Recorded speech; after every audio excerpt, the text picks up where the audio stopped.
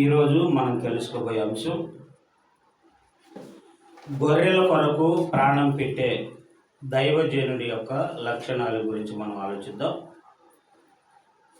గొర్రెల కొరకు ప్రాణం పెట్టే కాపరి యొక్క లక్షణాలు, లేదా సంఘము కొరకు ప్రాణం పెట్టే దైవజనుని యొక్క లక్షణాలు మనం తెలుసుకుందాం. ఎందుకంటే యేసు ప్రభువారు పేతురు గారిని పిలిచి నా సంఘాన్ని కాస్తావా అని అడిగాడు. ముమ్మారు కాస్తాను ప్రభువా అని అడిగాడు. యోహాను సువార్త 10:11 అంటాడు, తీయొద్దు కానీ మంచి కాపరి గొర్రెల కొరకు తన ప్రాణమును పెట్టును అన్నాడు. మంచి కాపరి గొర్రెల కోసం ఏం చేస్తాడంట? ప్రాణాన్ని పెడతాడంట. మనుషులు మనిషి కోసమే ప్రాణం పెట్టరు, కానీ కాపరి గొర్రెల కోసం ప్రాణం పెడతాడు. అంటే మనిషి ప్రాణం కంటే గొర్రె ప్రాణం విలువైందా? మరి ఎందుకని దావీదు గారు సింహం గొర్రెను తీసుకొని వెళ్తే దాని వెంట పరిగెత్తి సింహాన్ని పట్టుకొని దాన్ని నోరు చీల్చి గొర్రెను కాపాడాడు? గొర్రెలో ఏముంది? మనిషి దగ్గర లేని లక్షణం గొర్రెలో ఏముంది అంటే, గొర్రెలో నిష్కల్మషం ఉంది. ఏముంది? నిష్కల్మషం ఉంది. కట్టుబడి ఉండే గుణం ఉంది. అర్థమైందా? మనిషిని ఆకర్షించే లక్షణం ఉంది. అందుకని నోరు లేని గొర్రె కోసం దావీదు గారు ప్రాణాన్ని పణంగా పెట్టి కాపాడాడు. మిగతా గొర్రెలను పక్కన పెట్టాడు, ఒక్క గొర్రె కోసం వెళ్ళాడు. అంటే ఒక గొర్రె మీదే దావీదు గారికి అంత ప్రేమ ఉంటే, గొర్రె కంటే ఎన్ని రెట్లు ఎక్కువ మనిషి? మనం అడిగితే మనం చెప్పు. దేవుడు అంటాడు 1,000,000 రెట్లు ఎక్కువరా నువ్వు నాకు అంటాడు. ఏమంటాడండి రవి గారు? 1,000,000 రెట్లు ఎక్కువ. ఎందుకనంటే నా పోలిక, నా స్వరూపం, నా ఆత్మ అసలు మీకోసమే సర్వ సృష్టిని చేసింది. మీరే లేకపోతే ఈ సృష్టి లేదు. మరి సృష్టిలో రారాజులమైన మనం గొర్రె కంటే 1,000,000 రెట్లు ఎక్కువైనప్పుడు, మరి అంత గొప్పవారమైన మన కోసం లేదా మనుషుల కోసం ప్రాణం పెట్టే దైవజనుడు ఇంకెంత గొప్పగా ఉండాలి? ఏమా? ఇంకెంత గొప్పగా ఉండాలి? మరి ఆ లక్షణాలు ఎలాగుంటాయి మీకు అర్థమైందా? చూద్దాం. ఎందుకంటే దైవజనుడు గొర్రెల కోసం లేదా సంఘం కోసం ప్రాణం పెట్టే దైవజనుడి లక్షణాలు ఎలాగుంటాయంటే, ముందు తన ప్రాణాన్ని తాను ఇష్టపడ్డాడు. నా ప్రాణం ఉంటే సంఘం కోసం, నా ప్రాణం పోతే సంఘం కోసం. నేను పుట్టిందే సంఘం కోసం అన్నట్టు బ్రతుకుతాడు. సంఘం కోసం అంటే దేవుడి కోసం అని అర్థం. ఎందుకు? సంఘంలో ఎవరు ఉంటారు? దేవుడు ఉంటారు. సంఘంలో ఎవరి లక్షణాలు ఉంటాయి? దేవుడు. అంటే సంఘం కోసం బ్రతుకుతుంటే దేవుడి కోసం బ్రతికినట్టు. ఇంకా అర్థమైందమ్మా? అందుకని బైబిల్లో మనం ఎక్కడ చూసినా ప్రాణం పెట్టే దైవజనులే తప్ప ప్రాణాన్ని తీసే దైవజనులు ఎక్కడ కనపడరు. మరి మీరు అనుకోవచ్చు, ఇంతకీ ఈ అంశం ఎందుకు చెప్తున్నావన్నా ఈరోజు అని. రాత్రి మీరు చేసిన సత్క్రియల కోసం. అన్ని సంఘాల్లో దైవజనుడు వస్తే చేస్తారు, దైవజనుడికి ఫోన్ చేసి మరీ చేస్తారు. కానీ ఇన్ని రోజులు నేను పడిన కష్టానికి, మీరు వాక్యం విన్నందుకు, సహోదరికి బాగలేకపోతే మీ అందరూ కలిసి సొంత రక్త సంబంధిగా మీరు ఆలోచించి తీసుకెళ్ళి నైట్ 2 గంటల వరకు కూడా నిద్రగాసి వచ్చారు అంటే, ఈరోజు మన సహోదరి మన కళ్ళ ముందు సంతోషంగా ఉండగలిగింది అంటే అది రాత్రి మీరు చేసిన సత్క్రియలు. ఒక దైవజనుడికి ఇంతకన్నా ఏం కావాలి? ఇంతకన్నా ఏం కావాలి? అందుకే మీరు తీసిన వీడియో అక్కడ హాస్పిటల్ వీడియో తీయనీయలేదంట. ఆ 2 సెకండ్ల వీడియో కూడా ఫేస్బుక్లో పెట్టారు. ఆనందం తట్టుకోలేదు. అందుకని మరి మీరు సంఘం కోసం ఒకరి మీద ఒకరు అంత ప్రేమ చూపిస్తుంటే మీకంటే ఎక్కువ ప్రేమ ఎవరు చూపించాలి? దైవజనుడు చూపించాలి. అవును కదా, దైవజనుడు చూపించాలి. మరి దైవజనుడు ఎలా చూపించాలి? దైవజనుడి యొక్క లక్షణాలు ఎలా ఉండాలి? ఆ దైవజనుడు సంఘం ద్వారా ఏం కోరుకుంటాడు అనేది మనం అంతా చెప్పుకోలేం, కానీ ఈ ఆరాధనలో కొద్ది నిమిషాలు మనం మాట్లాడు. పౌలు గారు కొరింథీయులకు రాసిన 2వ పత్రిక 12వ అధ్యాయం 11వ వచనం నుండి ఒకసారి మనం ఆలోచిస్తే, గొర్రెల కొరకు లేదా సంఘం కొరకు ప్రాణం పెట్టే దైవజనుని రక్షణ తీసారా? 2వ కొరింథీ పత్రిక 12వ అధ్యాయం 11వ వచనం నుండి చదువు, లేదా నేను చదువుతాను. చూడండి, నేను చదువుతున్నాను. 14 నుండి చదువుతాను. ఇదిగో ఈ 3వసారి మీ యొద్దకు వచ్చుటకు సిద్ధముగా ఉన్నాను అని కొరింథీ సంఘంతో మాట్లాడుతున్నాడు పౌలు గారు. అప్పటికి ఎన్నోసారి? 3వసారి. అర్థమైందా? ఇదిగో ఈ 3వసారి మీ యొద్దకు వచ్చుటకు సిద్ధముగా ఉన్నాను, వచ్చినప్పుడు మీకు భారముగా ఉండను. అండర్లైన్ చేసుకోండి. ప్రాణం పెట్టే లక్షణాలు ఎవరికి ఉంటాయంటే, ముందు సంఘం నాకు దశమ భాగాలు ఏమిస్తుందా అని ఆలోచించడు. మీకు అర్థమైందా? దశమ భాగాలు ఇవ్వకపోతే మీరు నష్టపోతారు అని బ్లాక్మెయిల్ చేయడం. ఈరోజు అదే కదా జరుగుతుంది, నష్టపోతారు అని. అంటే దశమ భాగం ఇవ్వకపోతే నష్టపెట్టే దేవుడా మన దేవుడు? కాదు కదా. మరి నువ్వెందుకు బ్లాక్మెయిల్ చేస్తున్నావు అంటే, ప్రాణం పెట్టడానికి వచ్చిన దైవజనుడు అలా చేయడు. ప్రాణం పెట్టడానికి ప్రయత్నిస్తాడు. ప్రాణమే నాది కాదనుకున్నప్పుడు మీరిచ్చే దశమ భాగం వల్ల నేనెందుకు బ్రతకాలి? బ్రతకాలనే కోరికున్నవాడికి కదా దశమ భాగం కావాలి. సుఖపడాలనే కోరికున్నవాడికి కదా దశమ భాగం కావాలి. ప్రాణమే నాది కాదు, బ్రతికినా మీకోసం, చనిపోయినా మీకోసం అన్నప్పుడు మీది నాకెందుకు? అవసరమైతే నేనే మీకోసం ఖర్చు పెడతా, అవసరమైతే ఖర్చు పెట్టే విషయంలో మీకోసం చనిపోమన్నా చనిపోతాను అనేవాడు దైవజనుడు. రాత్రి మీరు చేసిన దానికి మీకేం చేయాలి అనిపించింది నాకు. అర్థమైందా? ఆ రాత్రి వద్దాం అనుకున్నా, కానీ మీరు కొంచెంసేపు చూసి తర్వాత అవసరమైతే వద్దురు, కానీ రేపెట్టు ఆదివారం కదా, ఆరాధన కదా. అంటే నాకే ఇంత సంతోషం ఉంటే సంఘం కోసం ప్రాణం పెట్టిన పౌలు గారికి ఇంకెంత సంతోషంగా ఉండాలి. అలాగని ఆయనతో పోల్చుకుని ఎంత గొప్పవాడి కాదు, ఇది గుర్తుపెట్టుకుని. బైబిల్లో భక్తులతో పోల్చుకుని ఎంత గొప్ప దైవజనుడిని నేను కానే కాదు. చెప్తున్నాను, రాయబడింది మీకు చెప్తున్నాను అంతే. నాకు తెలిసినంతలో బ్రతుకుతున్నాను. మీకు అర్థమైందా? ఇదిగో 3వసారి మీ వద్దకు వచ్చుటకు సిద్ధముగా ఉన్నాను, వచ్చినప్పుడు మీకు భారముగా ఉండను, మీ సొత్తును కాదు మిమ్మునే కోరుచున్నాను. మీ సొత్తును కాదు అంటే దైవజనుడు ఆ సంఘం ఇచ్చే దశమ భాగాల మీద ఆధారపడతాడా? ఆ సంఘాన్నే ప్రేమిస్తాడా? మీ సొత్తు కాదు, మీరు కావాలి నాకు ముఖ్యం అంటున్నాడు. దేవుడికి మన సొత్తు కావాలా, మనం కావాలా? మరి దైవజనుడికి మనం కావాలా, మన సొత్తు కావాలా? ముందు ప్రేమించటం నువ్వు తెలుసుకుంటే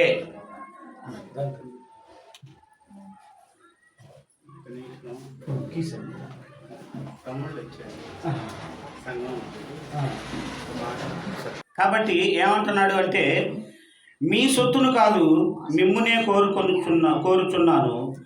ఎందుకని కోరుచున్నాను అంటే, మీకు భారముగా ఎందుకు ఉండను అంటే, తల్లిదండ్రులు పిల్లలకు భారంగా ఉంటారా? ఏమ్మా, పిల్లలకు భారంగా ఉండరు. మరేం చేస్తారు? భారాన్ని తగ్గిస్తారు. అంటే పౌలు గారు సంఘాన్ని తన పిల్లలాగా చూసుకున్నాడా? తన పిల్లల్లాగా చూసుకున్నాడు. అంటే ప్రతి దైవజనుడు కూడా సంఘం నా పిల్లలు అనే భావన 100% దేవుడిని నమ్మి సంఘం అంతా నా బిడ్డలు అని ఏ దైవజనుడైతే అనుకుంటాడో ఆ దైవజనుడు సంఘానికి భారంగా ఉండటానికి ఇష్టపడ్డాడు. సంఘానికి భారం అయ్యాడు అంటే తన పిల్లల్ని తాను ఏం చేసినట్టు. అందుకని అంటాడు 7వ అధ్యాయం 3వ వచనం ఒకసారి చదువు. ఇదే 2 కొరింథీ 7వ అధ్యాయం 3వ వచనం. ఆయన మాట్లాడి 3వ వచనం చివరిలో మంచి ఒక మాట అంటాడు చూడండి. మీకు శిక్షావిధి కలగవలెనని ఇదిగో నేను ఇలా చెప్పట్లేదు. చనిపోయినా కానీ బ్రతికినా కానీ మీరు మేమంటే ఎవరు? దైవజనులు. నేను, తిమోతి, తీతు, మీకు అర్థమైందా? వీళ్ళందరూ దైవజనులు. బర్నబా గారు వీళ్ళందరూ కూడా అదిగోండి మీతో కూడా చనిపోయినా బ్రతికినా మేమును మీరును కూడా కలిసి ఉండవలెనని మీరు మా హృదయములలో ఉన్నారనియు నేను లోగడ చెప్పి తిని కదా మీ ఎడల నేను అదిగోండి బహుధైర్యముగా మాట్లాడుతున్నాను. ఎందుకు ఇలాగ చెబుతున్నాను అంటే మేము ఎక్కడుండబోతున్నాం? బ్రతికితే ఇక్కడ ఉంటాం, చనిపోతే పరలోకంలో ఉంటాం. అంటే మేము కలిసి పరలోకంలో ఉండటం కోసమే ఇలాగ చెబుతున్నా. ఇలాగ నేను చెప్పకపోతే, ఇలాగ నేను మీకు గద్దించకపోతే, మీరు గద్దింపుకు లోబడకపోతే, త్రోవ తప్పి తిరిగితే నేనేమో పరలోకంలో, మీరేమో నరకంలో ఉండిపోతారు. అప్పుడు నా పిల్లలైన మీరు నరకంలో ఉంటే నేను పరలోకంలో ఎలాగ ఉండగలను? నామకార్థ దైవజనుడిని అయితే 10వ భాగాలు తీసుకొని సంవత్సరానికి ఒక స్టేర్ వేసుకొని సంవత్సరానికి ఒక కొత్త కారు తీసుకొని తిరిగేవాడిని. మీకు అర్థమైందా? మరి నామకార్థమైన దైవజనుడు కాదు కదా. అందుకని ఇలాగెందుకు చెప్తున్నానో తెలుసా? నేను మీరు బ్రతికినను చనిపోయినను జీవించినా కానీ మీరును మేమును కూడా ఉండవలెనని. అది ఎక్కడున్నారంట? హృదయములో ఉన్నారు. మొన్న ఒక సహోదరుడు అన్నాడు, వద్దులే చెబితే పొగుడుకున్నాడు. అర్థమైందా? మళ్ళీ రండి ఇక్కడికి. 11వ అధ్యాయం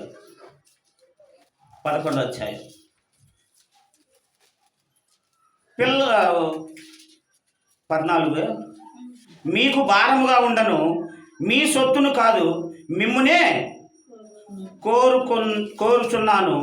పిల్లలు తల్లిదండ్రుల కొరకు కాదు, తల్లిదండ్రులే పిల్లల కొరకు ఆస్తి కూర్చతగినది కదా అంటున్నాడు. మీకు అర్థమైందా?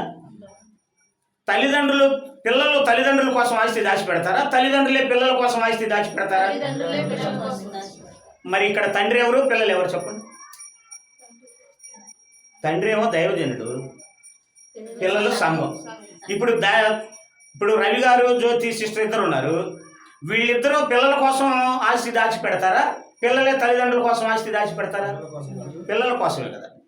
మరి దైవజనుడు కూడా తండ్రి అయినప్పుడు దైవజనుడు సంఘం కోసం దాచిపెట్టాలా? సంఘం దైవజనుడు కోసం దాచిపెట్టాలా? అది ఇక్కడ అంటున్నాడు. మీకు అర్థమైందా? ఎందుకు ఈ మాట అంటున్నాడు అంటే 10వ భాగం ఇవ్వద్దా అని మీరు అంటారేమో. ఇవ్వాలి అంటే ముందు నువ్వు ఇవ్వటం నేర్పు. దైవజనుడు ముందు నువ్వు ఇవ్వటం నేర్పు.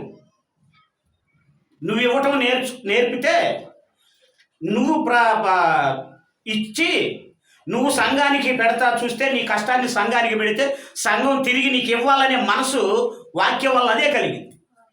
పెట్టే మనసే నీకు లేనప్పుడు ఇచ్చే మనసు వాళ్ళకి ఎక్కడి నుండి వస్తుంది? అందుకని ఇచ్చే మనసు లేక బెదిరించి వాక్యంతో ఏం చేస్తారు? ఇవ్వకపోతే చిల్లు పెట్టిన తొట్టిలో నీళ్లు పోసినట్టేనంట. ఇవ్వకపోతే ఇది బ్లాక్మెయిలా లేకపోతే నాకు అన్నం పెట్టకపోతే పురుగులు పడి చస్తావురా అని కొడుకునంట అంటావా?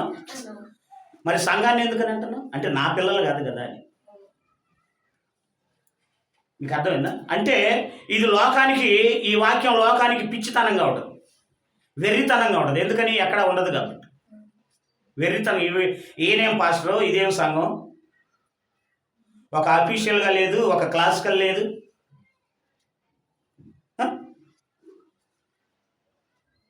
ఇది స్పిరిచువల్ అఫీషియల్. ఇది ఈ హుందాతనం దేన్ని బట్టి?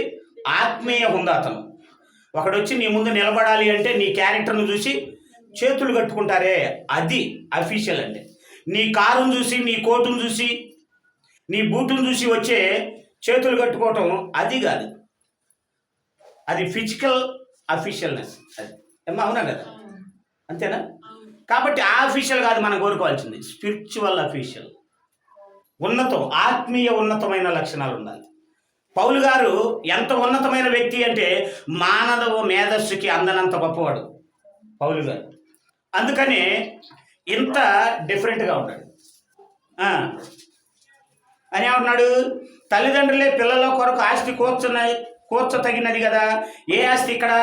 1 వాక్యం, 2 డబ్బు. మీకు అర్థమైందా? దైవజనుడు ఏం కూర్చాలి? ఆస్తి.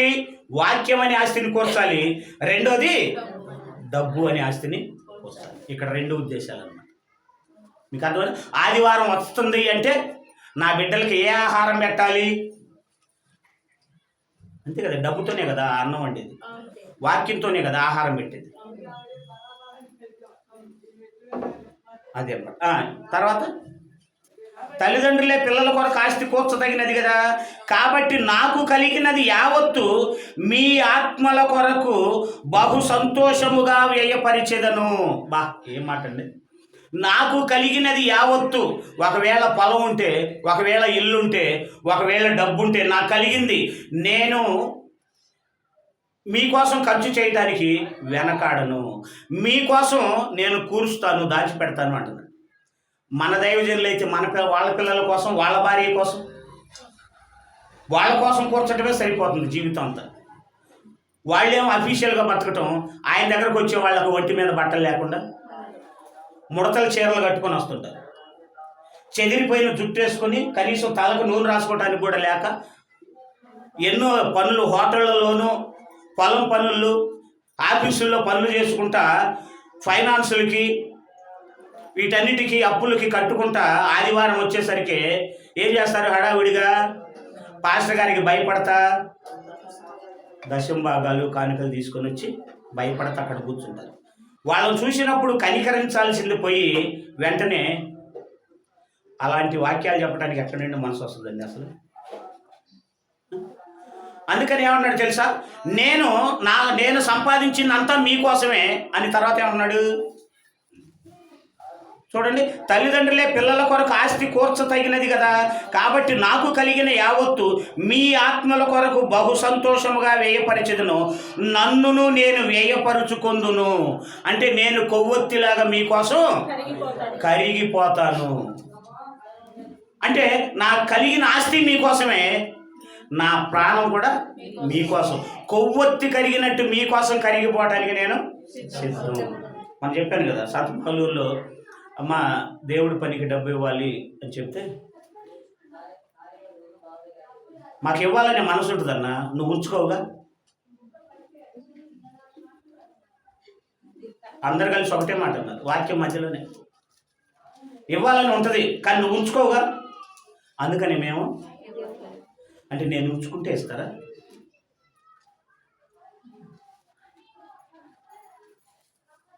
పౌలు గారి జీవితాన్ని చూసిన తర్వాత దైవజనుడు, మంచి దైవజనుడు గొర్రెల కొరకు ప్రాణం ఇలా పెడతాడని తెలిసిన తర్వాత మీరిచ్చే కానుకనే దాచిపెట్టుకుని నేనెందుకు ధనవంతుడవుతా? ఇంకా మీరు మంచి స్థితిలో ఉండి నేను దరిద్రపు స్థితిలో ఉంటే ఆనందం. సంఘం మంచి స్థితిలో ఉండి దైవజనుడు దరిద్రపు స్థితిలో ఉంటే పట్టజాలనంత ఆనందం, పరలోకంలో ఉన్నంత ఆనందపడతాడు. ఎందుకని? ఏ తండ్రి అయినా, ఏ తల్లి అయినా పండగ వస్తే, గ్లోరీ సిస్టర్ ఉంది, పండగ వస్తే ముందు బట్టలు పిల్లలకి తీసుకుంటుందా, తాను తీసుకుంటుందా? ముందు పిల్లలకి తీసుకుంటుంది. అమ్మా నువ్వు తీసుకుంటే నాకు ఇప్పుడే వద్దురా అంటే, తీసుకోమ్మా, వద్దు ఇప్పుడే వద్దు, ముందు మీరు తీసుకోండి. పండగ రాగానే మంచి బట్టలు వేసి ఏముంటుంది? బాగున్నాయా అంటే వాళ్ళకు బట్టలు వేసి, ఈవిడికి చీర లేకపోయినా, తన భర్తకు బట్టలు లేకపోయినా, భార్య భర్తలు ఇద్దరు ఏం చేస్తారు? పిల్లలను చూసుకొని మురిసిపోతారు. అలాగే దైవజనుడు కూడా సంఘం ఆర్థికంగా ఆత్మీయంగా మంచి స్థితిలో ఉంటే వాళ్ళను చూసి మురిచిపోవడమే నిజమైన ఆనందం. ఇదే ఆత్మీయ ఆనందం, క్రీస్తు యేసునందున్న ఆనందం. అంతేగాని వాళ్ళందరూ దశం భాగాలు ఇస్తే నువ్వు మేడల్లోనూ మిద్దెల్లోనూ తిరుగుతూ పాపులారిటీని సంపాదించుకుంటూ, అది అడిగితే ఏమంటాడు తెలుసా? ఎందుకు బ్రదర్ ఫోన్లో స్కానర్ పెట్టారు, యూట్యూబ్లో స్కానర్ ఎందుకు పెట్టారు అంటే, ఇంత పరిచర్య చెయ్యలేను బ్రదర్, ఇంత పరిచర్య. ఎంత దారుణమైన మాట చేయలేవా? ఏం చేస్తున్నావు నువ్వు? ఇంత పరిచర్య ఏం చేస్తున్నావు? ఆదివారం నువ్వేమైనా ఇస్తున్నావు కానుక? వాళ్ళ కానుక ఇస్తున్నావు, వాళ్ళే నీకు ఇస్తున్నారా? ఇంకా పరిచర్య చేయలేనంటే ఏంటా పరిచర్య? చెప్పలేడు కదా. అలాగే వాళ్ళంటే నాకేదో ద్వేషం కాదు. ఇంత బైబిల్ను పట్టుకొని ఒకప్పుడు దేవుడు అంటే తెలియకుండా నేనైతే పిచ్చి కుక్క తిరిగినట్టు తిరిగి, అరే కుక్క అన్నారు నన్ను. అరే కుక్క, అది తలుచుకుంటే ఇప్పుడు ఆనందంగా ఉండదు. కుక్క నేనయ్యా నేను. మరి ఇంత జీవితాన్ని ఇస్తే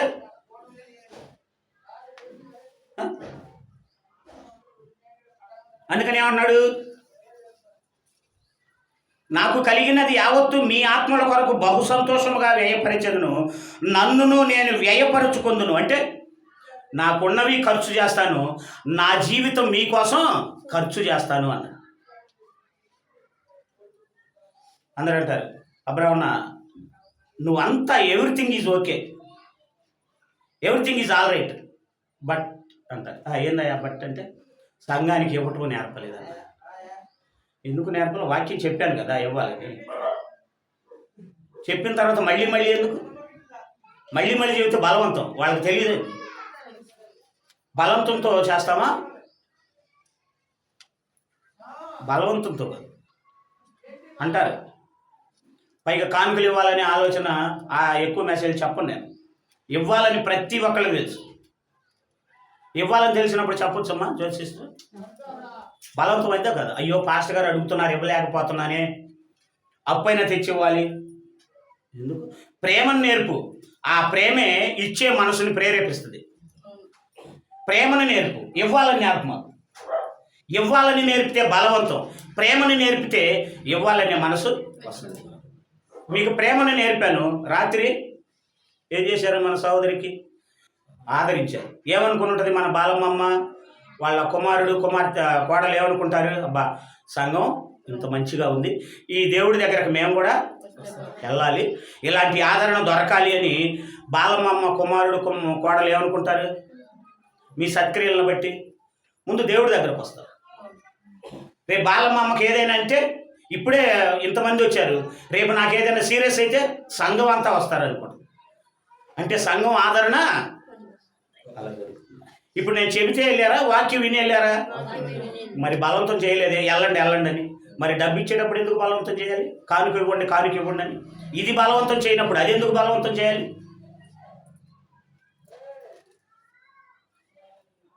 మీకు అర్థమైందా? అదేనమాట. అందుకని నాకున్నదంతా మీకే, నా జీవితాన్ని కూడా మీకోసం వ్యయపరిచేదను అంటే ఖర్చు చేస్తాను అన్నాడు. అని ఏమంటున్నాడు? నేను మిమ్ముని ఎంత ఎక్కువగా ప్రేమించుచున్నానో అంత తక్కువగా మీరు నన్ను ప్రేమిస్తారా? ఇక్కడ బాధండి. నేను ఎంత ప్రేమిస్తున్నానో నన్ను అంత తక్కువగా మీరు తక్కువగా ప్రేమిస్తున్నారు. ఎందుకని? ఏమ్మా ఇప్పుడు గుర్తుపెట్టుకోండి. ఇక్కడే కల్వరి సతీష్ కుమార్ గారు వచ్చారనుకోండి, మీరు ఇట్లా ఉంటారా? ఎట్లా ఉంటారు? అంతా మారిపోతారు. ఫేస్ మారిపోద్ది, ఎక్స్ప్రెషన్ మారిపోద్ది, అంతా చేంజ్ అవుతుంది. ఎందుకని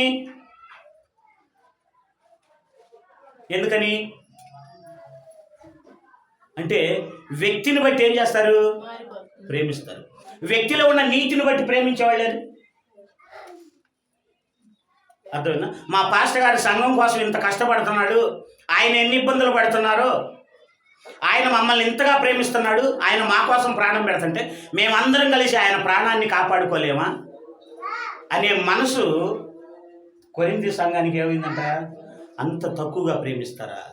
మీకోసం నేను ఇంత కష్టాలు పడతా ఉంటే నన్ను అంత తక్కువగా మీరు ప్రేమిస్తారా? ఎంత బాధ అండి, ఎంత బాధ. మన బిడ్డలు ఒక పూట అన్నం తినకపోతే అయ్యో తినలేదే అనుకుంటాం. మరి దైవజనుడు సంఘం కోసమే ప్రాణం పెట్టే స్థితిలో ఉన్నాడు అంటే ప్రాణం పెట్టి ఆయన సంపాదించుకుంటాడా? మరి సంపాదించుకో ఆయన లగ్జరీగా బతుకుతాడా? సంపాదన లేనైనా. మరి లగ్జరీగా బ్రతకనప్పుడు మా పాస్టర్ గారు అంతా మా కోసమే బ్రతుకుతాడు. మరి ఇంట్లో పరిస్థితులు ఎలా ఉన్నాయో, నువ్వు మా కోసం ఇంత చేస్తున్నావు, మేము ఇంతమంది నిన్ను చల్లగా చూసుకోలేమా అనే ధైర్యం వాళ్ళు ఇవ్వలేక ఎంత బాధగా ఉంటుంది. కాబట్టి వినే మీకు అలా ఉంటుంది. కానీ నిజంగా సంఘం కోసం బాధపడతా, సంఘం కోసం ప్రాణం పెడతా కష్టంగా ఉండే ఆయన బాధ మీకు అర్థం కాదు. కానీ ఎన్నో దిగమింగుకుంటాడు. ఎందుకో తెలుసా? దైవజనుడు త్యాగం ఎంత గొప్ప కూడా తెలుసా? పిల్లలను పలకరించడానికి కూడా సమయం స్పెండ్ చేయలేము. పిల్లలను కూడా మర్చిపోతాం. మా అబ్బాయి హైదరాబాద్లో జాబ్ చేస్తున్నాడే అని గుర్తొచ్చినప్పుడు అది 2 రోజులైంది ఫోన్ చేయకు, పాపం వాడు ఏమనుకున్నాడు, ఎందుకు గుర్తు రాలేదు? ఈ ఆలోచనలు. అమ్మాయి స్కూల్ నుండి వస్తుంది, నాన్న దగ్గరకు వస్తుంది, వేరే ఆలోచనలో ఉంటాను నేను. ఎందుకంటే సంతోషంగా పలకరించడానికి నేను సంతోషంగా లేనే. ఇంకా అప్పుడు అమ్మాయి కోసం నవ్వుతా మళ్ళీ బాధ పెట్టకూడదు కదా. అప్పుడప్పుడు నవ్వుతూ పలకరించి అది ఇదని ముద్దాడి ఏది అప్పుడప్పుడు కలిగించుకోవటం. మరి ఎక్కడ మంచి మూడ్లో లేదు కదా, మంచి మూడ్లో ఉండడు కదా. మళ్ళీ అనుకుంటాడు, అరే అమ్మాయితో పిల్లలతో గడపలేకపోతాను నేను. ఎందుకని? ఆలోచనలు. మైండ్ని ఏం చేస్తూ ఉంటే తెలుసా? తొలుస్తూ ఉంటాడు. ఎవరెవరు ఎలాగుంటున్నారు, ఎవరెవరు ఎంత ఇచ్చారనే దాని మీద కాదు మైండ్ తొలిచేది, ఎవరెవరు ఎలా బతుకుతున్నారు అనే దాని మీద. ఎందుకని దైవజనుడు ప్రాణం పెట్టి ఆయన ఆశించేది ఒకటే, నా బిడ్డలు నీతిగా బతుకుతున్నారా లేదా, నా బిడ్డల సత్క్రియలు చేస్తున్నారా లేదా అని. అదే ఆయన అనేది. చూడండి 16. అది అలాగుండనీయుడి, నేను మీకు భారముగా ఉండలేదు, కానీ యుక్తి గలవాడనై మిమ్మును తంత్రము చేత పట్టుకొని తిని అని చెప్పుదురేమో. అంటే మాయ మాటలతో మిమ్మల్ని భ్రమ పెట్టాను అని మీరు చెప్తారేమో. అర్థమైందా? ఎందుకని? నిజం అలాగే ఉంటుంది. ఎలా ఉంటుంది? ఈరోజు మేము ఉదయాన్నే 7 గంటలకి 7:30కి నరసరాపేట అవతల 30 కిలోమీటర్ల దూరం రూపినుకుంటాను చేతబడి చేశారు అన్న. అమ్మాయికి ప్రాణాపాయ స్థితిలో ఉంది, చివరి దశకు వచ్చింది. వాళ్ళు బాగా అన్యులు పోయి ప్రార్థన చేసేద్దాం రమ్మని సోదరుడు వెళ్ళాం. ఉదయాన్నే టకటగా పెందరగా లేచి టకటక వెళ్ళిపోతే సోదరి ఎంత దారుణమైన స్థితిలో ఉందో తెలుసా? ఏమ్మా అంటే చేతబడి చేశారన్న. ఏమేమి ఫిక్స్ అయి చెప్తుంది. చేతబడి చేశారు. హాస్పిటల్కి వెళ్ళారా? ఒకసారి వెళ్ళామన్నా. మరేమో వాళ్ళకి చదువు లేదు, వాళ్ళ భర్తకేమో పక్షవాతం, మాటలు లేవు. ఇది కుమార్తె ఏమో మంచంలో పడింది, 2 కుమారులు, భర్త చనిపోయాడు. ఆ కుమారులు వాళ్ళ భర్త వాళ్ళ ఊళ్ళో ఉన్నారు. ఈ అమ్మాయి మానసికంగా శారీరకంగా అమ్మ రిపోర్ట్స్ తీసుకొని రా అని తెలిస్తే హెచ్ఐవి. వాళ్ళకి హెచ్ఐవి అంటే కూడా ఏమి ఇది కానీ అంత ఇదిలో ఉన్నారు. ఇంత దారుణమైన స్థితిలో ఉన్నారు. రిపోర్ట్ ఇవ్వమంటే ఆమె భయపడింది. మరి చేతబడికి ఎంత చేశారమ్మా అంటే 1,50,000 ఖర్చు పెట్టాం. ఒకళ్ళు 30 తీసుకున్నారు, ఒకళ్ళు 20,000 తీసుకున్నారు, ఒకళ్ళు 40,000 తీసుకున్నారు. 1,50,000, 1,60,000 అయినాయి చేతబడి తిప్పేయటానికి. పిల్లలకు బాగలేదు. అప్పుడు దేవుడు మాటలు చెప్తే మీకు అర్థమైందమ్మా? అంటే దేవుడి జ్ఞానం లేక ఎంతమంది చెడిపోతున్నారు చూడండి. ఎంతమంది అలాంటివి మళ్ళీ వస్తూ ఉంటే మానసిక వేదన. చెప్పా అమ్మా, మీరు కొద్ది ఖర్చులకు చూసుకోండి. మీ కుమార్తె దగ్గర హాస్పిటల్లో మా వాళ్ళు ఉంటారు అంటే ఇప్పటికే చాలా పెట్టారు పాస్టర్ గారు. అది చూడండి, నా పరిస్థితి బాగాలేదమ్మా, లేకపోతే నేను 10,000 ఇచ్చేవాడిని. చూడండి సరే అన్నారు, నెంబర్ తీసుకున్నారు. ఒక పక్క తెలియని వాళ్ళు అంతగా ఇదైపోతూ ఉంటే ప్రాణాపాయ స్థితి చివరి దశకు వచ్చింది. దేనివల్ల? పాస్టర్స్ కూడా చర్చిలో ఉంచుకున్నారంట, తండ్రి సన్నిధిలో చర్చిలో ఉన్నారంట. ప్రతి చర్చి చెప్పింది, ప్రతి చర్చిలో ఉన్నారంట. మీ చర్చిలో 1 వారం ఉంటాం అన్నారు. వారం కాదు, జీవితాంతం ఉండండి. చర్చిలో ఉంటే కాదు, మనం చేసేది కూడా చేయాలి. ముందు అర్జెంటుగా హాస్పిటల్కి తీసుకెళ్ళాలి. ఏం చేయాలి? పాస్టర్లు అంట దర్శనం చూశారంట, మీ వాళ్ళే ఇదిగో అని చెప్పారంట. అక్కడ తిరుగుతుంటే చెట్టు నాటారు, ఇక్కడ తిరుగుతుంటే ఎంటకలు వేశారు, ఇక్కడ తిరుగుతుంటే ఎముకలు వేశారు. ఎవరు? పాస్టర్లే, సుమారు 10 మంది. ఎక్కడైనా బైబిల్లో ఉందా? అలాగే సమాజం నశించిపోతూ ఉంటే బాధ లేక ఇది కాదు. మరి మనం అందుకే ఏం తింటున్నావా అనేది కాదు మనకు ముఖ్యం. ఊపిరి ఎప్పుడైనా పోద్ది. ఇది ఉంటే ఎంత పోతే ఎంత అనుకుంటేనే. అర్థమైందా? అని ఏమంటున్నాడు? అది అలా ఉండనీయుడి, నేను మీకు భారముగా ఉండలేదు, మిమ్మల్ని మాయము చేత మిమ్మల్ని తంత్రము చేత పట్టుకుంటున్నాయని చెప్పుదురేమో. తంత్రము చేత ఆయన ఏం చేశారు? పాస్టర్స్ సుమారు 10 మంది సంఘాలు చివరి దశకు తీసుకొని వచ్చారు. ఎవరైనా హాస్పిటల్కి తీసుకెళ్ళామా అనవచ్చుగా? కాదట, మా దగ్గర ఉంచుకున్నారంట చర్చిలు. 20,000, 30,000, 25,000, 15,000. ఒక ఆయన 40,000 అడిగితే లేవు పాస్టర్ గారు, నా 15,000 ఉన్నాయంటే 15,000 అయితే ఎట్టగా? 15,000 హాస్పిటల్ అయితే ఎంత బిల్లు రాస్తే అంత ఇస్తావుగా అన్నాడంట. అది చెప్తా ఉంటే అంత బాధగా ఉంది. అందుకని ఏమంటున్నాడు? 17 అవుతుంది. నేను మీ వద్దకు పంపిన వారిలో ఎవని వలనైనను మిమ్మల్ని మోసపుచ్చి ఆర్జించుకొంటినా అడుగుతున్నాడు. మిమ్మల్ని మోసం చేసి నేనేమైనా సంపాదించుకున్నానా? ఎంత యథార్థత ఉంటే ఈ మాట అనాలండి. మన వాళ్ళు యూట్యూబ్లో స్కానర్ పెడతారు. ఎందుకండి స్కానర్ పెట్టారంటే, ఇంత పరిచర్య నేను సిగ్గులేదు ఆ మొఖానికి మాట అంటానికి. ఎంత పరిచర్య! ఆదివారం నేను ఖర్చు పెడుతున్నావా? సభలకు వెళ్తే వాళ్ళే నీకు ఇస్తారు. ఇంకేంటి పరిచర్య? ఓహో, కారులుగా అంటే 30-40 లక్షల కారు వీళ్ళకి సెట్ కాదు. మరి అక్కడికి వెళ్తే, సభ దగ్గరికి వెళ్తే నా కారు చూసి అబ్బా ఎంత గొప్ప కారులో వచ్చాడంటే నేను ఎంత గొప్పవాడు అంటే, నీతిని బట్టి కాదు వీళ్ళకి గొప్ప, కారును బట్టి గొప్ప. ఈ జనాలకు కూడా అంతే. కారులో పెద్ద కారు, అరే ఆ కారు ఎంత ఉంటుందంట? అరే చాలా ఉంటుందిరా. ఎందుకని? ఈయన పాపులారిటీని బట్టి అది రేటు పెరిగింది. అది 10 లక్షలైనా సరే అరే ఉంటుందిరా ఒక 60-70 లక్షలు. ఎందుకని? ఈయన బట్టి.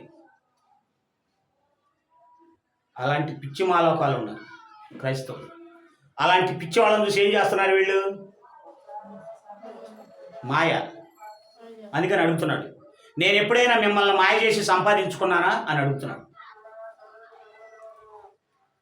మీకు అర్థమైందా? మాయ చేసి సంపాదించుకున్నానా? ఆర్జించుకొంటినా? మీ వద్దకు వెళ్ళుటకు తీతుని హెచ్చరించి అతనితో కూడా ఒక సహోదరుని పంపితిని. తీతు మిమ్మల్ని మోసపుచ్చి ఏమైనా సంపాదించుకున్నాడా? అంటే నేనే కాదు, తీతుని మీ మెద్దకు పంపించాను, తీతుతో పాటు వేరే అతన్ని కూడా పంపించాను. తీతు ఏమన్నా మీ దగ్గర సంపాదించుకున్నాడా? ఏమా? కొంతమంది డైరెక్ట్గా అడగకుండా మధ్యవర్తిని పంపిస్తారు. మీకు అర్థమైందా? నేను అడగకూడదు కానీ మేము వాక్యం నేర్చుకునేటప్పుడు ఒక ఆయన వేరే పాస్టర్ని పిలుస్తాడు. కానుక గురించి చెప్పాల్సినప్పుడల్లా ఏం చేస్తాడు? వేరే పాస్టర్ని పిలిపిస్తాడు. ఈయన మళ్ళీ చెడ్డ పేరు రాకూడదని ఆయన మీద నేను చూసా 5-6 సార్లు చూసి, ఏంటండి మీరు అంత దూరం నుండి వస్తున్నారు, ఎప్పుడు వచ్చినా కానుకల గురించి తప్పితే రెండోది చెప్పరు. ఆయన ఒక డబ్బు పిచ్చి, నీకు డబ్బు పిచ్చి అనుకుంటా, వచ్చినప్పుడు ఇది తప్పితే దీనికి చెప్పడానికి అంత దూరం నుండి వచ్చామని సంఘం ముందే అడిగారు. సంఘం ముందే, ఆదివారం ఇంతే ఉంది, సంఘం ముందే అడిగారు. విశ్వాసిగా ఉన్నాం.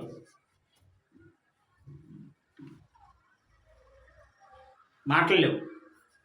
అప్పుడు అన్నాడు, మీ పాస్టరేనయ్యా నన్ను కానుకల గురించి చెప్పమంటాడు. ఏం బతుకులరా మీ బతుకులు! ప్రాణాన్ని కాపాడుకోవటానికి వ్యక్తిత్వాన్ని అమ్ముకుంటారు. డబ్బు కోసం దేవుడిచ్చిన ప్రాణాన్ని డబ్బు కోసం అమ్ముకుంటారు. దేవుడికి అమ్ముకో ప్రాణాన్ని,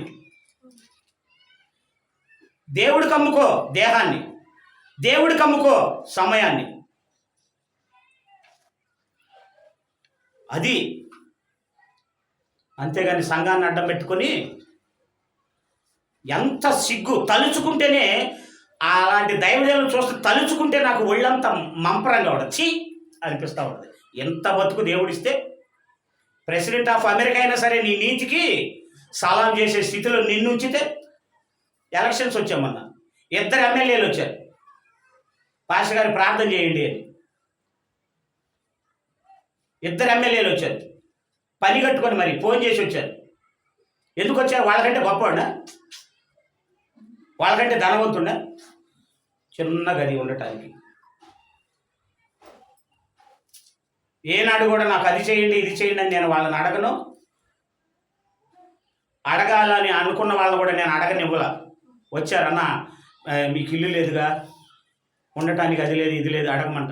వద్దు, మీరు అట్లా చేసేసి అయితే ఇది చేయదు. మీరు వచ్చారు ప్రార్థన కోసం, ప్రార్థన చేయించుకొని వెళ్ళండి అంతే. ఎందుకని? లోకంలో ఉన్నవాడే మిడిల్ క్లాస్ వాడే అడుక్కోవటానికి ఇష్టపడ్డాడు, అవునా కదా? అవసరమైతే అప్పు చేసి బ్రతకడానికి ఇష్టపడతాడు, అప్పు తీర్చుకోవడం కోసం కష్టపడతాడు. అంతేగాని అన్నం లేదని అడుక్కుంటాడు. ఆయనకే అంత ఆత్మాభిమానం ఉంటే పరలోకంలో ఉన్న తండ్రికి పుట్టిన నాకెంత ఆత్మాభిమానం ఉండాలి? నా నీతిని బట్టి ప్రేమను బట్టి ఎవరైనా సరే ఇవ్వాలి, ఇవ్వకపోతే పస్తుండి చస్తానే తప్ప అలాంటి దిగజారుడుతనం చేసి నా పరలోకమందున్న తండ్రికి నేను అవమానం తేను. అలాగని గర్వంతో ఉండను, రోషం ఉండాలి.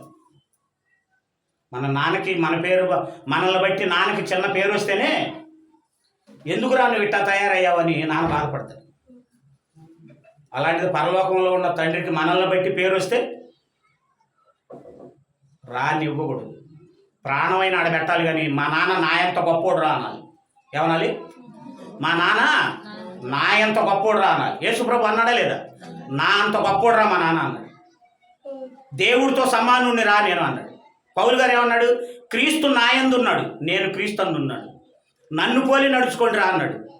అంటే తండ్రి ప్రభు కాపాడితే ప్రభు పరు పౌలు గారు కాపాడు.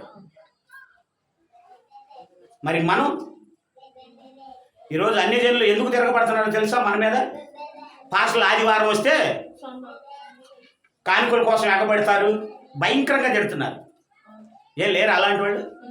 వాళ్ళకెందుకు ఆ నోరు ఇచ్చింది ఎవరు? మరి వీళ్ళే కదా. 10 మంది పోగైతే బట్టలు మారితే, వాయిస్ మారిద్ది, బ్రతుకు విధానం మారిద్ది, మోసం దగ. వాళ్ళ మాటలంటే ఎంత ఇష్టం వాళ్ళకి. ఎందుకని? ఈ పాస్టర్ గారు మోటు భాషలో మాట్లాడుతున్నాడు, అది మా దైవజనుడు అనుకో, నీ కొరకు ఏం చేయమంటావు అంటాడు కదా, చెప్పుచున్నాను అంటాడు కదా. రియల్ క్రైస్తవుడు అంటే రియల్గా ఉండాలి. 4 గోడల బయట ఒకే రకంగా ఉండాలి, సంఘంలో ఒకే రకంగా ఉండాలి, ఇన్నర్లో కూడా ఒకే రకంగా ఉండాలి. Real life. జనాల ముందు ఏ భాష అయితే మాట్లాడాలో మైకు పట్టుకున్న తర్వాత కూడా అదే భాష ఉండాలి, అంతేగాని యాక్షన్ ఉండదు. మీకు ఏమన్నా జీతం ఇస్తున్నారా వాయిస్ మార్చడానికి? సిగ్గులేని మొక్క ఒకటేసుకుని తెలుగుని చండాలం చేస్తున్నారు తెలుసా దైవజనులు? వస్తున్నాను అనే మాటని వస్తూ ఉంటున్నాను అంటాడు. అరే వస్తూ ఉంటున్నావా? వస్తున్నావా వస్తూ ఉంటున్నావా? ఎవడో నాయన వీడు అనిపిస్తూ ఉంటాడు. వీడి భాష, వీడి మొఖం. చాలామంది ఎక్కువ ఏమంటారు తెలుసా? అన్నా నీ వాయిస్ బాగుంటుంది, న్యాచురల్గా మాట్లాడతావు నువ్వు. నాకు వచ్చిన కాంప్లిమెంట్స్. జనరల్గా ఏదైతే మాట్లాడతారో అలాగే మాట్లాడతావు, నీ వాయిస్ బాగుంటుంది, అంతేగాని కల్పించు. కొంతమంది వాయిస్ బాగుంది అనగానే ఇంకా మారుస్తారు. ఎందుకురా ఈ బతుకు అనిపిస్తూ ఉంటుంది. నీ బతుకు నువ్వు బతుకుతూ ఎందుకు నటించాలి? ఎందుకు ఈ కర్మ? రియల్గా ఏదైతే మాట్లాడుతున్నావో మళ్ళీ వాళ్ళు విడిగా మాట్లాడితే గబ్బు తట్టుకోలేవు, నాటు భాష. ఎందుకంత బాధ? పైగా ఇలాంటి వాళ్ళు అంటేనే మన వాళ్ళకి ఇష్టం. ఇలా వాయిస్ మార్చి లేని ఉన్నట్టుగా ఇది చేసే వాళ్ళు అంటే బాగా ఇష్టం. సంఘం కోసం బతికేవాడంటే పిచ్చోడు. ఎవరు? పిచ్చోడు. తెలియదు దేన్ని బట్టి విలువిస్తున్నారు, అవునా కదా? చూడు 18 మీ వద్దకు వెళ్ళుటకు తీతుని హెచ్చరించి అతనితో కూడా ఒక సహోదరుని పంపితిని. తీతు మిమ్మును మోసపుచ్చి ఏమైనాను ఆర్జించుకుంటున్నా మేము ఒక్క ఆత్మ వలననే ఒక్క అడుగు జాడల యందే నడుచుకుంటిమి. ఎలా? ఒక్క అడుగు జాడల యందే అంటే తేడా లేదా? లేదు. ఏమైపోయారు? ఏక మనసు. ఒక్క అడుగు జాడ. ఆ అడుగు ఎవరిది? క్రీస్తుది. ఆయన అడుగు జాడల్లో వీళ్ళు నడుస్తున్నారు. ఏమో అవునా కదా? అందుకని 19, మేము ఇంతవరకు మా విషయమై మీకు సమాధానము చెప్పుకొనుచున్నామని మీకు తోచునేమో, దేవుని ఎదుటనే క్రీస్తునందు మాట్లాడుచున్నాము. ప్రియులారా, మీ క్షేమాభివృద్ధి కొరకు ఇవన్నీ చెప్పుచున్నాము. ఎందుకు చెప్తున్నారంట? క్షేమాభివృద్ధి కొరకు. అంటే మీరు క్షేమంగా ఉండాలి. మీరు క్షేమంగా ఉండటం కోసం దశమ భాగాన్నైనా మానుకుంటాం. మాకున్న డబ్బుని మీకోసం ఖర్చు చేయడానికి ఇష్టపడతాం. అవసరమైతే ప్రాణం మీకోసం పెడతాం. ప్రాణమే మాది కాదనుకున్నప్పుడు మీరిచ్చే దశమ భాగం మాకెందుకు? మరి ఎలాగన్నా అంటే ఇప్పుడు సహోదరికి బాగలేదు, తలా 2000 వేసుకుంటారు, తగ్గిపోద్ది. చాలదా? లేదు నాకే బాగలేదు, మన పంపించారా లేదా మీరు? లేదు నేను అడిగాను మిమ్మల్ని, అడగకుండా ఫోన్పే చేశారు, టక్ టక్. చాలదా? పంపించలేదనుకో, అన్న ఎట్టాగంటే చచ్చిపోతాం. నష్టమా చచ్చిపోతే? సావుకే భయపడినవాడు దేనికి భయపడతాడు? ప్రాణానికి భయపడేవాడు దేనికైనా భయపడతాడు. ప్రాణానికి భయపడేవాడు దేనికైనా భయపడతాడు. చావుకే భయపడినవాడు దేనికి భయపడతాడు. ఎందుకని? బ్రతకాలని కోరికుంటే కదా నీ దగ్గరకు వచ్చి చేతులు చాచాలి. అంటే ఇప్పుడున్న కొంతమంది దైవజనులు అందరూ కూడా ప్రాణాన్ని కాపాడుకోవడానికి వచ్చారా? కొంతమంది, అందరిని అంటే అర్థమైనా? ఆలోచించండి. బ్రతకటం అంటే ఇదిగా ఏమా అది. వీలైతే వచ్చేవారం ఇంకా చాలా విషయాలు మనం మాట్లాడుకో. కాబట్టి ప్రాణం పెట్టే దైవజనుడు ఏం చేస్తాడంట? ఆ వచనాలు 14 నుండి చదవండి, ముగించుకుందాం. మళ్ళీ ఒకసారి గుర్తు చేసుకుందాం. 12వ అధ్యాయం 14, 2 కొరింథీ. ఇదిగో ఈ మూడవసారి మీ వద్దకు వచ్చుటకు సిద్ధముగా ఉన్నాను. వచ్చినప్పుడు మీకు అది అండర్లైన్ చేసుకోండి. ఏ తండ్రి పిల్లలకు భారంగా ఉండడు. నేను మీ సొత్తును కాదు, మీరిచ్చే ఆ డబ్బును కాదు, అది భారంగా ఉన్నవాడు ఎవరిని కోరతాడు? ధనాన్ని కోరడు, జనాన్ని కోరతాడు. పిల్లల కొరకు తల్లిదండ్రులు ఆస్తి సమకూర్చాలి కదా. నేను మీ తండ్రిని కాబట్టి నాకున్న యావత్తు మీకోసం ఖర్చు చేస్తా. నా ప్రాణం కూడా మీకోసం వ్యయపరుచుకుంటా, అంటే ఖర్చు చేస్తా. అంటే నాకున్నది మీకోసమే, చివరికి నా ప్రాణం కూడా మీకోసమే. అంటే సంఘం కోసం ప్రాణం పెట్టే దైవజనుడు ఎలా ఉంటాడు? పౌలు గారిలా ఉంటాడు. గొర్రెల కోసం ప్రాణం పెట్టే మంచి కాపరి ఎలా ఉంటాడు? పౌలు గారిలా ఉంటాడు. లేదా బైబిల్లో భక్తుల్లాగా ఉంటారు. ఇలాగ అనుసరించే దైవజనుడిని జీవితాంతం అనుసరించండి. మరి ఏంటన్నా లాభం అంటారేమో? ఆత్మీయంగా మేలు పొందుతారు, ఆత్మీయ అభివృద్ధి చెందుతారు, ఆత్మ సంబంధమైన అఫీషియల్నెస్ మీకు వస్తుంది. భౌతిక సంబంధమైంది రాదు. మీకు అర్థమైందా? అది.